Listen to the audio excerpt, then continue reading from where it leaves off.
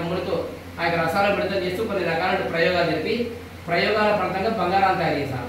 ఆ విధంగా తయారు చేసిన బంగారంతో ఇదే ప్రాంగణంలో చుట్టూ ఇదే తరాలో ఇలాంటి ఆలయాలు అదనంగా మనకు 8 ఆలయాలు నిర్మాణం చేశారు. ఇప్పుడు మీరు వచ్చేదాకా వచ్చే 4 ఆలయాలు బయట ఇది ఒక ఆలయం, మళ్ళీ అమ్మవారి ఆలయం వెళ్ళి మరో 3 ఆలయాలు ఉన్నాయి. ఇట్లా 9 ఆలయాలు. బాల బ్రహ్మ, గరుడ బ్రహ్మ, వీర బ్రహ్మ, విశ్వబ్రహ్మ, కుమార బ్రహ్మ, తారక బ్రహ్మ, పద్మ బ్రహ్మ, అర్క బ్రహ్మ, సర్గ బ్రహ్మ 9 ఆలయాలు.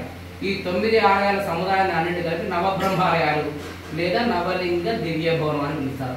యావత్ ప్రపంచంలోనే నవబ్రహ్మాలయాలు అలంపులో తప్ప మరి ఎక్కడా లేవు. ఏమి నవబ్రహ్మ గొప్పతనం ఏమి అంటే నవబ్రహ్మ ఆలయాలు అనేది నవగ్రహాలకు అధిష్టాన దైవాలు. ఇప్పుడు రాముల వారి రాముల వారు ఆంజనేయ స్వామికి అధిష్టాన దైవం. ఆంజనేయ స్వామి అనుగ్రహం కాబట్టి ఆంజనేయ స్వామికి అభిషేకం చేసుకోవచ్చు, సుందర లేపం చేయొచ్చు, వడమాల చేయొచ్చు, తమలపాకు పెట్టుకుని రకరకాల సుందరకాండ చేయొచ్చు. అదే రాముల దగ్గర కూర్చొని చేస్తే ఆటోమేటిక్గా ఆంజనేయ స్వామి వస్తారు, అధిష్టాన దైవం. సో ఇక్కడ నవబ్రహ్మాలయాన్ని దర్శనం చేసుకొని అందుకు మూలకారకుడైన ఆ యొక్క బాలబ్రహ్మేశ్వరుడు అభిషేకం చేస్తే మనకు తెలియకుండా ఆ యొక్క నవగ్రహ ఇంటి పాదాలన్నీ కూడా తెలియపోతాయి. అందుకే సంకల్పంలో ఎక్కడా లేకుండా ఒక అలంపులో మాత్రం బుద్ధికారక, మేధోకారక బుధగ్రహ, పత్రికారక, కళత్రకారక, సుఖగ్రహ, ఆరోగ్యకారక, యశోకారక, సూర్యకారక ఇవన్నీ మనం చెప్తూ వస్తాను అనమాట. అందుకు నవబ్రహ్మాలయాన్ని దర్శనం చేస్తే అందుకు మూలకారకుడైన బాలబ్రహ్మేశ్వరుడికి అభిషేకం చేస్తే నవగ్రహ ఇంటి పాదాలు తొలగిపోతాయి. స్వామివారి పక్కన మనకి ఇక్కడ కనిపించే విగ్రహం విష్ణుసార గ్రహం. ఈశ్వరుడికి లింగం ఎట్లయితే ప్రతిరూపమో విష్ణుకు ప్రతిరూపం విష్ణుసార గ్రహం. శివాయ విష్ణు రూపాయ శివరూపాయ విష్ణునే. ఈ విష్ణువు ఇక్కడ ఎట్లా అంటే ఏకకాలంలో ఇక్కడ శివుడికి విష్ణుకి అభిషేకం చేస్తున్నాం. ఎప్పుడైతే నది తీరాన్ని ఇక్కడ వెళ్తున్నాడో నదిలో కొట్టుకుంటున్న ఆ యొక్క సారగ్రహం మాధ్వాచార్యుల వారు ఇక్కడ స్వామివారికి వాయు ప్రతిష్టాపన చేశారు. యంత్ర ప్రతిష్ట గారు వాయు ప్రతిష్ట గారు. అందుకే ఇక్కడ ఇద్దరికి ఏకాలం చేస్తారు. ఈ ఆలయాలను కూడా 1400 సంవత్సరాల క్రితం ఆవేశకంతో బాదామి చాళుక్యులు 2వ ప్రదేశ్ నిర్మాణం చేశారు.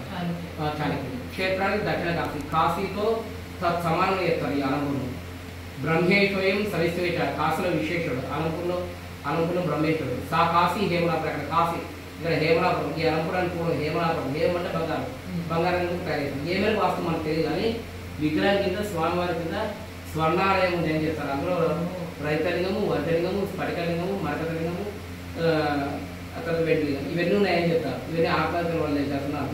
అనంతపద్మ స్వామి స్థాయిలో నిలబడిన మనం ఉంటుంది. ఇట్లా ఈ స్వామివారు ఉంది అని చెప్తారు. దాదాపు అలంపూర్ యొక్క గొప్పతనం ఏమంటే గ్రామదేవత ఎల్లమ్మను మొదలుకొని జగత్తుడి పార్వతీ పరమేశ్వరుడు లేని ఆలయాలు. అలంపూర్ అన్ని ఆలయాలు ఉంటాయి. వెంకటేశ్వర స్వామి, వేణుగోపాల స్వామి, పార్వతీ స్వామి, సూర్యనారాయణ స్వామి, దక్షిణామూర్తి. అలంపూర్ అనేది ఒక 6 ఆలయం కాదు, ఒక రోజు మొత్తం కేటాయించారు. అందుకే బాల బ్రహ్మేశ్వరాయాస్తు ఇవన్నీ కాదుకున్నాడు చేస్తున్నాడు. బాల బ్రహ్మేశ్వరాయాస్తు భక్త కల్ప ధ్రువాయిత కోటి లింగ స్వరూపాయ స్వర్ణలింగాయ ఆస్తు అంటే ఉన్నారు. ఎవరు బాల బ్రహ్మేశ్వర స్వామి.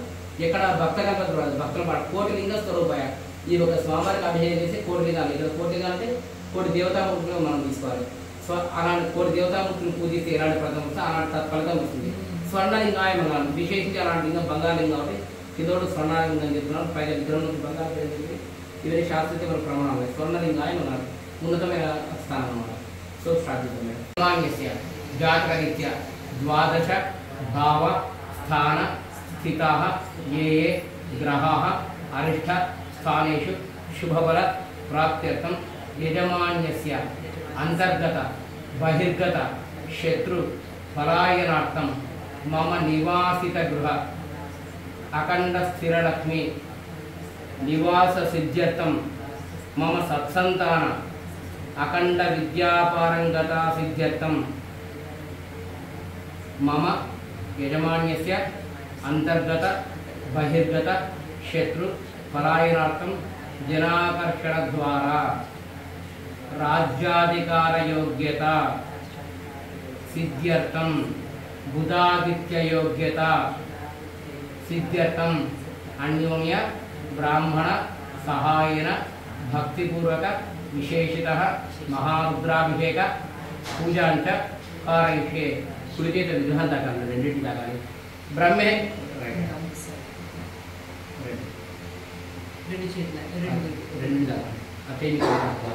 బ్రహ్మేశ్వయంద విశ్రేయస్సాగేమనామరే శాగంగాంగవద్రేయం సత్యమేదం హృదయ ధ్యాయామి ధ్యానం సమర్పయామి.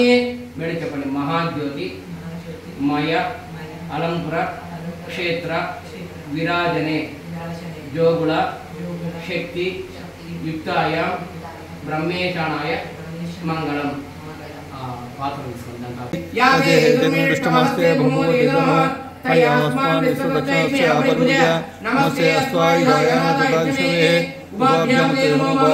सदाशिवाय श्रीमन् महादेवाय नमः मृत्युंजयाय रुद्राय नीलकंठाय शंभवे अमृतेशाय शर्वाय महादेवाय नमो नमः बुधस्य दीर्घ बुद्धिंच मंत्रे मंत्रे रहस्यंच शुक्र सौख्यंच शनि शांतिंच राहु राज्यंच केतूनां प्रबलम सहस्र गावो विभवन महाविश्वयास्त विपणे बृहस्पति